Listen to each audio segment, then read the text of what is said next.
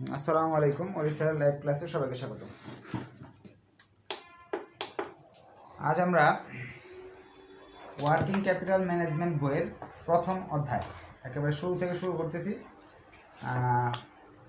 Working capital management introduction এর 2017 সালে অঙ্কটা করব। লেকচার শিট নতুন করে আপডেট করে কালকে ইনশাল্লাহ আপলোড করে দিব, আপনারা কালকে পেয়ে যাবেন। আর এখন যেগুলো আছে সবগুলো হলো গত বছরের লেকচার শিট, আপডেট করার সময় পাইনি।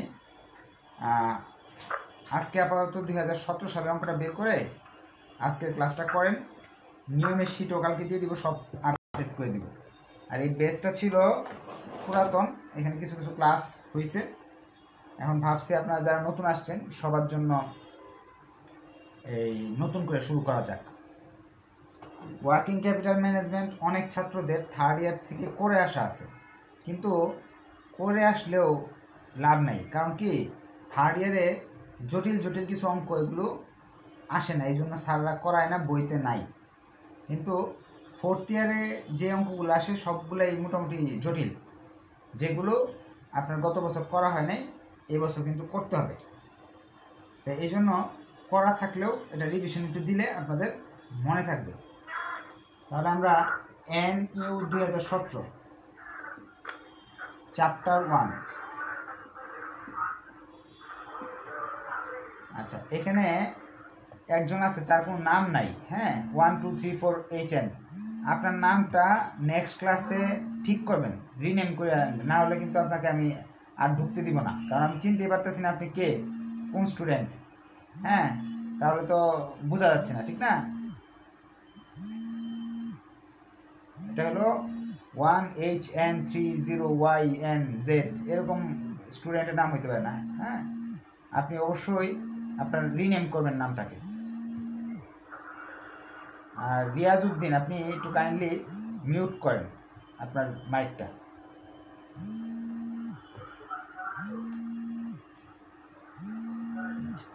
আমরা ক্লাসে চলে যাচ্ছি।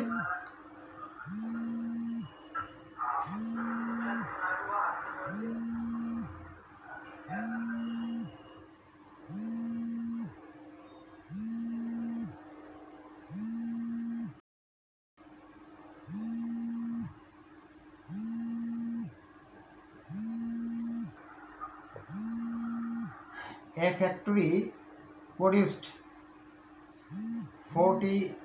84,000 units during the year and sell them at the rate টাকা 50 per unit। একটা প্রতিষ্ঠান 84,000 পণ্য তৈরি করে, সেগুলো 50 টাকা করে বিক্রি করে। এখন ওয়ার্কিং ক্যাপিটাল ম্যানেজমেন্ট জিনিসটা কি, একটু বাস্তবে বুঝে নিলে আমাদের অঙ্কটা করা সহজ হবে। ওয়ার্কিং ক্যাপিটাল ম্যানেজমেন্ট জিনিসটা হলো, আপনার কিন্তু ব্যবসা করতে হলে কিছু টাকা আপনার চক্র আকারে ঘুরে। ধরি আপনার একটা দোকান খুলছেন, দোকানটা আপনার জিনিসপত্র কি জানি সিকিউরিটি এবং ফার্নিচার 1 লাখ টাকা লাগছে, এটি ফিক্সড। কিন্তু পণ্য কিনে আনছেন আপনি 2 লাখ টাকার পণ্য কিনছেন, এইগুলা বিক্রি করেন 2.5 লাখ টাকা দিয়া। আবার এই 2.5 লাখ থেকে 20-30 হাজার টাকা আপনি খেয়ে ফেলেন, আবার 2,20,000 টাকার পণ্য কিনেন, এই টাকা কিন্তু ঘুরতেছে। আবার সেগুলা আপনি 3 লাখ টাকায় বিক্রি করেন, সেখান থেকে কিছু খায় ফেলেন। আবার এভাবে চক্র আকারে এই 2 লাখ টাকাই বারবার ঘুরতেছে। বেতন দিতেছেন, মুনাফা হইতেছে, বাড়ি ভাড়া দিতেছেন, মুনাফা হইতেছে, বিক্রি হইতেছে, টাকা আসতেছে।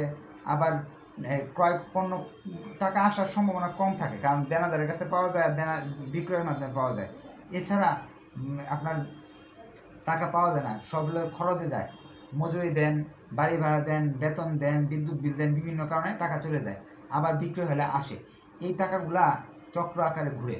এখন এই টাকাগুলা আমাকে, যেই টাকাগুলাকে আমার ব্যবসা চালাইতে লাগে, যেমন একটা ফটোকপি মেশিন কিনলে আপনার ব্যবসায় লাভ হয় না।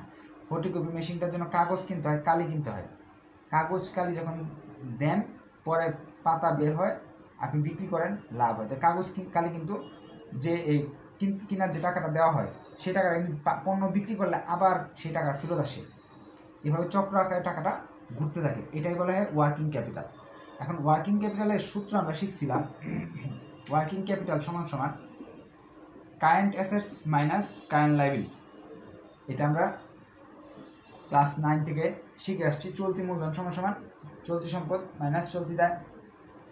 এখানেও এই অঙ্কগুলো তো চলতি সম্পদ খুঁজে বের করতে হবে এবং চলতি দায়টা আমার বাদ দিতে হবে। বাদ দিলে কি ওয়ার্কিং ক্যাপিটাল বেরিয়ে আসবে। বেসিক নিয়ে হালকা আলোচনা হলো, আরও আলোচনা হবে অঙ্কের মাঝখানে। অঙ্ক করার জন্য আমাকে এত কিছু জানতে হবে না, মাত্র 10টা লাইন মনে রাখতে পারলে অঙ্কটা আমরা করতে পারবো। এরপরে বলছে, এখানে বলছে 84,000 পণ্য সে বিক্রি করে, এক একটা পণ্যর দাম 50 টাকা করে এবং cost structure of the product is follows. তার পণ্যগুলা যে 50 টাকা বিক্রি করে সেই টাকাগুলা কোন কোন খাতে খরচ হয় সেগুলো নিচে দেওয়া আছে, অনেকগুলো কথা লেখা আছে।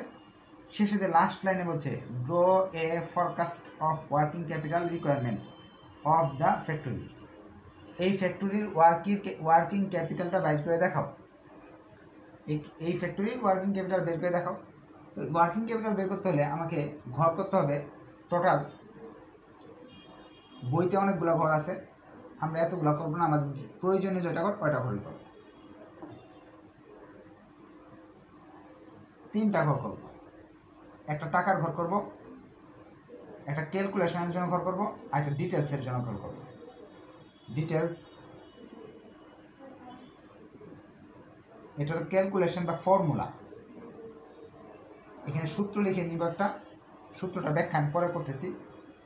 APU into PUC into CP, নিচে হলো 12, এখানে টাকা। এই সূত্রটা একটা সূত্র লিখলে হচ্ছে, এটা কি সূত্র আমি সবগুলো বুঝাই দিব। উপরে কোম্পানির নাম লিখব এবং statement of working capital requirement এটা লিখে দিব। যেগুলো বইয়ে লেখা আছে এগুলো দেখে আমরা করে ফেলতে পারবো। ভিতরে কি লিখতে হয় সেগুলো শিখব। 1 নাম্বার আইটেম এ লিখবো, এখানে কারেন্ট অ্যাসেটস।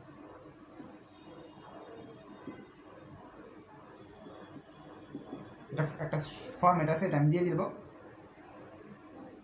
প্রথমে লিখতে হবে ক্যাশ, যদি থাকে প্রশ্নে, কিন্তু ক্যাশ এখানে এই প্রশ্নে কোনো জায়গায় ক্যাশের কথা লেখা নাই, লেখার দরকার নেই। 2 নাম্বার আইটেম চলতি সম্পদগুলো লিখতেছি, কিন্তু 2 নাম্বার আইটেমের নাম হলো র মেটেরিয়াল। র মেটেরিয়াল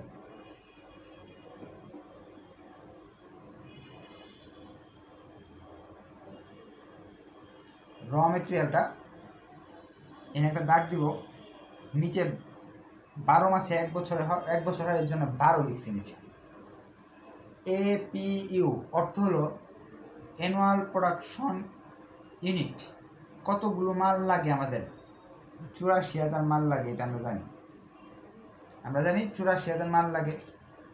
প্রথমে প্রশ্নই বলে দিচ্ছে যে 84,000 মাল নিয়ে আমি ব্যবসা 1 বছরে 84,000 মাল বিক্রি করি। তাই APU 84,000 লিখব, গুণ PUC একটা র মেটেরিয়ালের দাম কত পার ইউনিট কস্ট। এটা প্রশ্নে যা খুঁজতে হবে। দেখেন প্রশ্নের প্রথমে লেখা আছে র মেটেরিয়াল 55% আর সেলস দেওয়া আছে 50 টাকা। তাহলে আরও দেওয়া ছিল, প্রশ্নটা আমি একটু উঠাইনি, তাহলে বুঝতে অসুবিধা হবে। ওভারহেড দেওয়া আছে, লেবার দেওয়া আছে হলো 18%, লেবার 18%, ওভারহেড দেওয়া আছে হলো 17%, এটি দেওয়া আছে। র মেটেরিয়ালে একটা মাল বিক্রি করলে 50 টাকা লাভ হয়। একটা র মেটেরিয়ালের লাভ কত, খরচ কত? 50-এর 55% করবো, মানে 27 টাকা 50 পয়সা। একটা মালের বানাতে র মেটেরিয়াল খরচ পড়ে 27 টাকা 50 পয়সা। সিপির অর্থ হলো ক্রেডিট পিরিয়ড, সময়, কতদিন সময় লাগে, সময়টাও সম্বন্ধে সিপি প্রশ্নে আছে। আমরা নিচে দেখেন following additional information is available. 1 number ইনফরমেশনে বলতেছে raw material available to 1.5 month supply is store in godown. Raw মেটেরিয়ালের সময় লাগে 1.5 মাস। সিপি কিন্তু নিচে দেওয়া আছে, দুয়ে বলতেছে process work in process half month 15 day.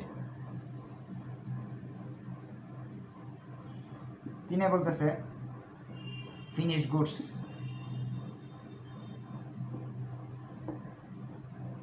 প্রশ্নটা আমি লিখতেছি finished goods equal to 1 month।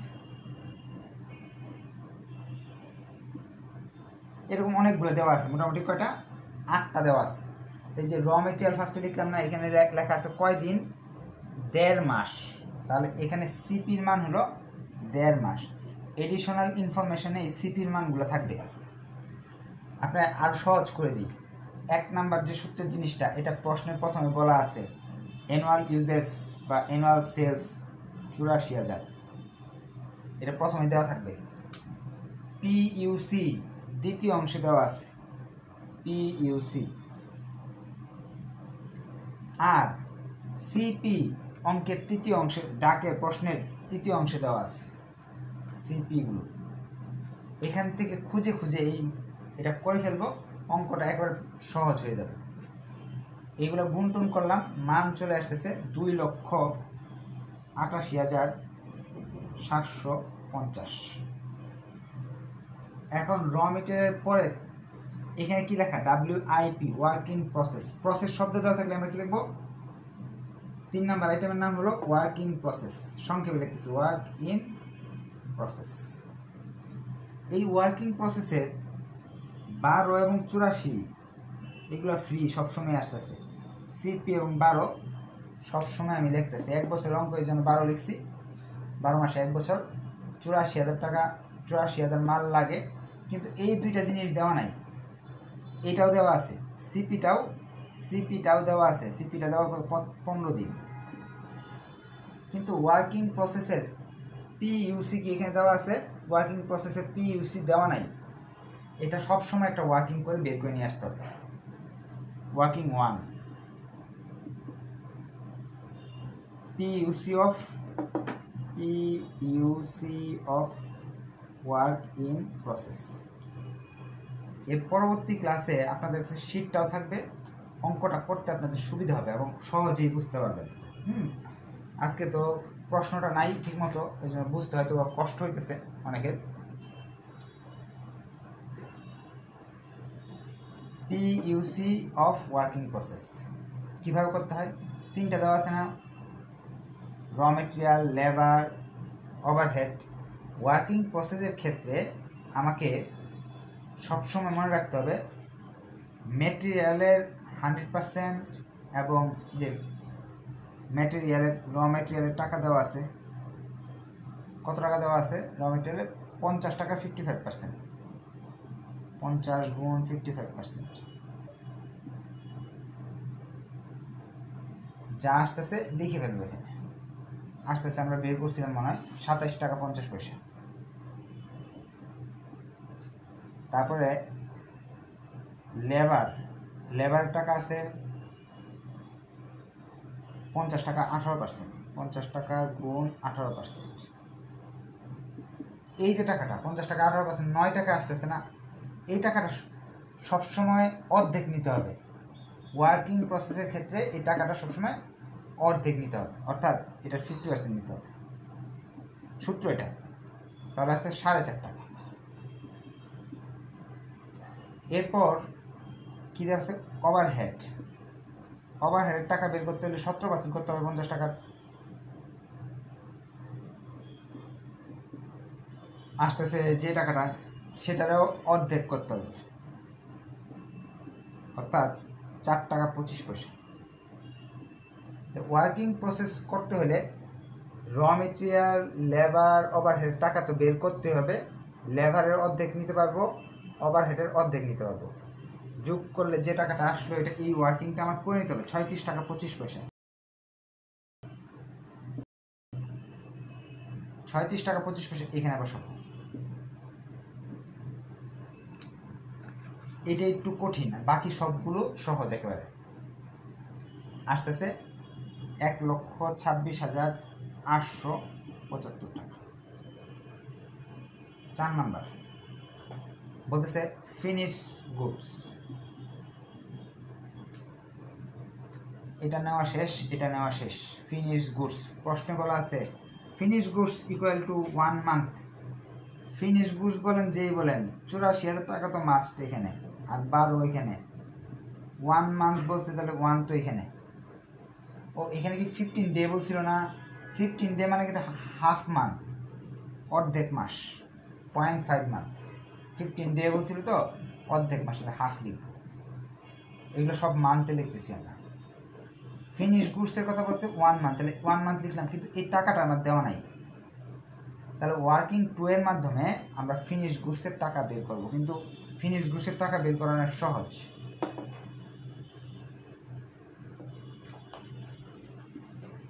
এখানে আমি কি করছি, লেবার এবং ওভারহেড অর্ধেক অর্ধেক টাকা নিয়েছি, কিন্তু ফিনিশ গুডসের ক্ষেত্রে কোনো অর্ধেক নাই, সম্পূর্ণ টাকা নিতে হবে। এটারও সম্পূর্ণ, এটারও সম্পূর্ণ, এটারও সম্পূর্ণ। অর্থাৎ টাকার পরিমাণ আসবে, এখানে আসবে হলো 9 টাকা, আর একটা হবে 8 টাকা 50 পয়সা। 9 টাকা, আর একটা হবে 8 টাকা 50 পয়সা। যোগ করলে টোটাল আসতেছে 45 টাকা। এখানে লিখবো 45 টাকা। ক্যালকুলেশন করলাম, টাকা চলে আসে 3,15,000 টাকা। এরপর 5 নাম্বার অ্যাকাউন্ট রিসিভেবল অথবা ডেটর্স। 4 নাম্বারে দেওয়া আছে এখানে ডেটর্স গেট 1 মান্থ। 3 নাম্বার না 4 নাম্বার রিকোয়ারমেন্টে দেখেন ডেটর্স গেট 1 মান্থ, তার মানে এই 12 ঠিক আছে, 84 ঠিক আছে, এখানে 1 মান্থ বলে দিচ্ছি। টাকাটা কোনটা লিখবো, এই জায়গায় কি লিখবো, এই জায়গাটা আপনি নোট করে লিখে দেন যে ফিনিশ গুডসের টাকা আর অ্যাকাউন্ট রিসিভেবলের টাকা সেম। এখানে যদি 45 হয় এখানেও 45 হবে। কিছু ক্ষেত্রে চেঞ্জ হবে, সেটা আমি বলে দিব। যদি অতিরিক্ত কোনো খরচ দেওয়া থাকে সেক্ষেত্রে চেঞ্জ হবে, কিন্তু এখন আপাতত ফিনিশ গুডসের টাকা আর অ্যাকাউন্ট রিসিভেবলের যে টাকাটা পিইউসি সেম টু সেম হবে। সেম টু সেম আমরা লিখে ফেললাম, যা আসে এখানে লিখবো। আসতেছে আমাদের 3,15,000, এটারও কয়টা সম্পদ হলো আমাদের দেখেন। ক্যাশটা বাদ দিলে 4টা সম্পদ। অলওয়েজ প্রতিটা অঙ্কে 4টা কথাই থাকবে, 4টা আপনি মুখস্থ করে ফেলতে পারেন। সবগুলো সম্পদ যোগ করলাম, যোগ করে ক্যাশ থাকে না এখানে সাধারণত, ক্যাশের বাদে দিতে পারেন 10,45,625 টাকা। এটা আমার টোটাল কারেন্ট অ্যাসেটস বা টোটাল ওয়ার্কিং ক্যাপিটাল লিখতে হবে। এটা করে টোটাল কারেন্ট অ্যাসেটস লেখা যায় অথবা ওয়ার্কিং ক্যাপিটাল লেখা যায়। পেয়ে গেলাম টোটাল কারেন্ট অ্যাসেট অথবা ওয়ার্কিং ক্যাপিটাল। তার মানে সম্পদ সাধারণত 4টা থাকে একটা অঙ্কে। এরপর কারেন্ট লাইবিলিটি আমরা খুঁজে বের করতে হবে। কারেন্ট লাইবিলিটিগুলো আরও সহজ। কারেন্ট লাইবিলিটি 2টা মনে রাখলেই হয়।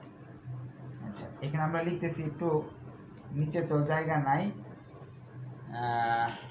ক্যামেরা ঘুরিয়ে দিই, লিখব বি কারেন্ট লাইবিলিটি, সংক্ষেপে লিখে ফেলতেছি জায়গার অভাবে। কারেন্ট লাইবিলিটিগুলো কী কী মুখস্থ রাখবেন। 1 নাম্বার হলো অ্যাকাউন্টস পেবল বা ক্রেডিটর্স, যেই আসুক না কেন, নিচে 12 উপরে 84 তো আছেই। এখন তার দিন কত, দিন তো আমাদের এই জায়গায় আছে, এডিশনাল ইনফরমেশন যেখানে থাকে এখানে আছে। দিন বলে দিতেছে তাদের দিন হলো 2 মাস।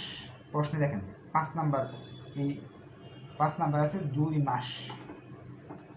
এখন টাকা কোনটা হইব মনে রাখেন, লিখে রাখেন, নোট করেন। মেটেরিয়ালের টাকা আর অ্যাকাউন্টস পেবলের টাকা সেম। মেটেরিয়ালের টাকা অ্যাকাউন্টস পেবলের টাকা সেম। কেন প্রশ্ন করতে পারেন? মাল কিনে আনলে তো আমার কি হয়, পাওনাদার সৃষ্টি হয়। পাওনাদার নালে সৃষ্টি হলে কেমন, মাল না কিনলে মালে যে টাকা খরচ হয়েছে পাওনাদার তত টাকা খরচ হয়েছে, তাহলে এই রেটটা এখান থেকে চলে আসবে। এটা নোট করে রাখতে পারেন খাতায়। তাহলে আমাদের টাকা আসতেছে 2,88,750। 2 নাম্বার আমরা ইয়েতে যাচ্ছি, এডিশনাল ইনফরমেশন 5 পর্যন্ত করছিলাম। 6 নাম্বার এডিশনাল ইনফরমেশন বলছে time lag in payment of wages and overhead 1 month. মজুরি এবং ওভারহেডগুলো আমরা 1 মাস পর পর দেই টাকা। এই যে লেবারের টাকা যে আছে 1 মাস কাজ করার পরে তাদের বেতন দেই। তাহলে লেবার লিখবো, ওয়েজেস বা ওয়েজেস 12 তো নিচে হচ্ছেই ফ্রি, 84,000 টাকা উপরে হচ্ছে, এটা মুছে ফেলে, এটা তো হয়ে গেছে ক্যালকুলেশন। দিনটা বলেছে 1 মাস, তাহলে 1 লিখলাম। কিন্তু রেট কোথাতে পাবো? Wages and labour same, wages labour same rate. তো ওয়েজেস বা লেবারের রেট কত বের করছিলাম? 9 টাকা। আপনারা যেহেতু 99% ছাত্র এই চ্যাপ্টারটা পারেন, এই জন্য একটু কঠিন অঙ্ক নিয়েছিলাম। সামনের দিন আরও সহজ নেব যাতে আপনাদের কোনো প্রবলেম না হয়। তো ক্যালকুলেশন করলাম, ক্যালকুলেশন করলে টাকা আসতেছে 63,000 টাকা। একসঙ্গে বলছিল ওয়েজেস এবং ওভারহেড। ওভারহেডের জন্য 84,000 টাকা তার মাফ নাই, এটা 84,000ই হবে। টাইমও 1 মাস বলে দিছে, নিচে 12 হবে। এই জায়গায় রেট কোথা থেকে আসবে? ওভারহেডের রেট এইখানে দেওয়া আছে 17%, মানে 8 টাকা 50 পয়সা। এখানে হবে 8 টাকা 50 পয়সা। তাহলে আসতেছে 59,500 টাকা। তাহলে আমার টোটাল লাইবিলিটি এই দুইটাই হয়, অ্যাকাউন্টস পেবল আর যে কোনো খরচ বকেয়া থাকে যদি সেটা আমাদের লাইবিলিটি হয়। এখন টোটাল লাইবিলিটি যোগ করে নিয়ে আসতেছি আমার 4,11,250 টাকা। এটার নাম টোটাল লাইবিলিটি। এটা এতে হলো টোটাল অ্যাসেট ছিল, বিতে হলো total current liability. Current asset থেকে কারেন্ট লাইবিলিটি বাদ দিলে আমার কি বেরিয়ে আসবে? Working capital. উপরে একটু অংশ মুছে ফেলি, এটা তো লাগতেছে না।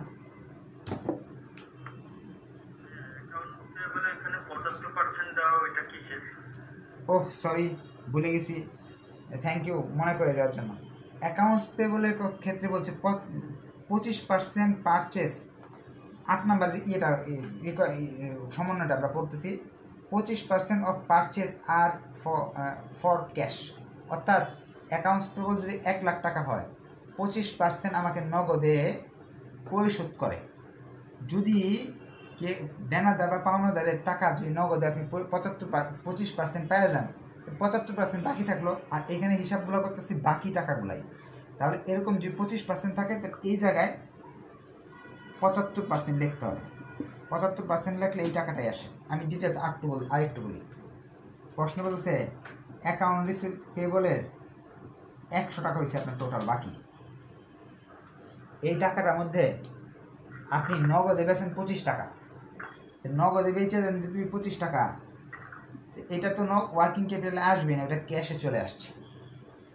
বাকি 75 টাকা আপনার ঘুরে আসতে সময় লাগে 2 মাস 3 মাস। এই যে টাইম যে বলে দিছে 2 মাস, এই 75 টাকা কিন্তু 2 মাস আসতে সময় লাগে।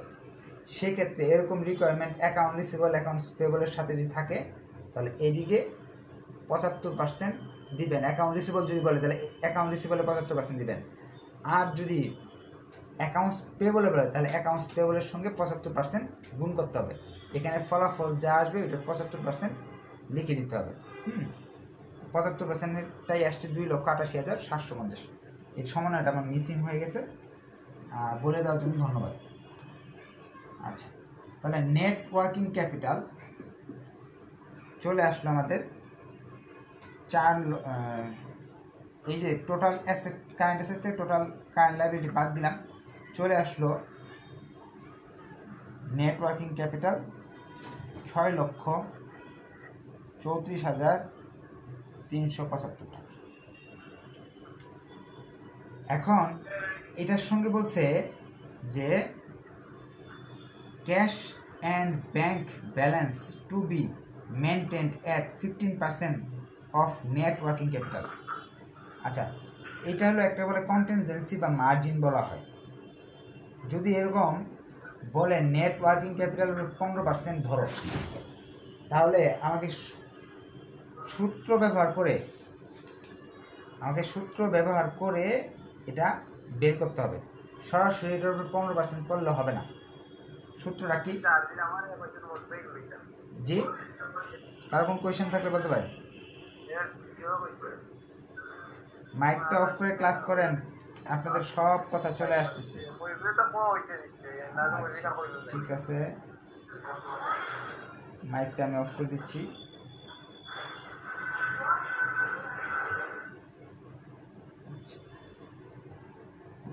সূত্রটা কি একটু দেখেন। যত পার্সেন্ট বলে দিবে, যে লিখবেন মার্জিন বলে দিল 6, 3, 4, 3, 7, 5। 15% বললে এখানে লিখবেন 15, 100 মাইনাস 15। ক্যালকুলেশন করলে যা আসলো সেটা হলো মার্জিন।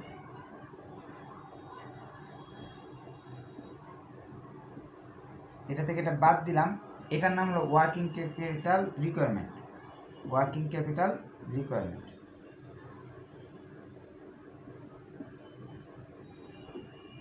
ক্লাস তো সেভ থাকবে। মার্জিনের বিষয়টা বুঝলাম না। আচ্ছা, মার্জিনের বিষয়টা বুঝেন নাই।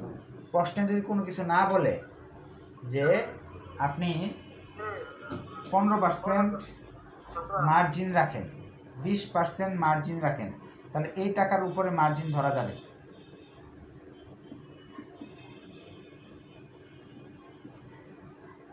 কিন্তু প্রশ্নে যদি উল্লেখ থাকে 15% নেট ওয়ার্কিং ক্যাপিটালের উপরে ধরেন, নেট ওয়ার্কিং ক্যাপিটাল কিন্তু এইটাকেও কিন্তু নেট ওয়ার্কিং ক্যাপিটাল বলা হয়। কিন্তু আমরা এখানে নেট ওয়ার্কিং ক্যাপিটাল লেখার কারণটা হচ্ছে কি, কারেন্ট অ্যাসেট থেকে লাইবিলিটি বাদ দিলেই নেট ওয়ার্কিং ক্যাপিটাল চলে আসে। এই জন্য এই জায়গার টাইটেলটা যদি আমি না দিতে পারি, ইচ্ছে না দিয়ে এখানে নেট ওয়ার্কিং ক্যাপিটাল লিখতে পারি। এখন নেট ওয়ার্কিং ক্যাপিটালের উপর 15% ধরতে বলছে। আমার তো নেট ওয়ার্কিং ক্যাপিটাল জানাই নাই, আমি কার উপরে ধরবো? এটার উপরে ধরবো। এটার উপরে যদি ধরি তাহলে তো হচ্ছে না, নেট ওয়ার্কিং ক্যাপিটাল তো এখন দেওয়াই নেই।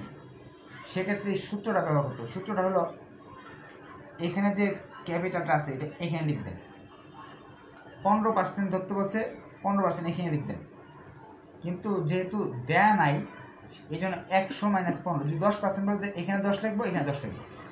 যদি 20% বলে এখানে 20 লিখবো, এখানে 20 লিখবো। লিখে মান বের করব। এভাবে মার্জিনটা বের করতে হবে।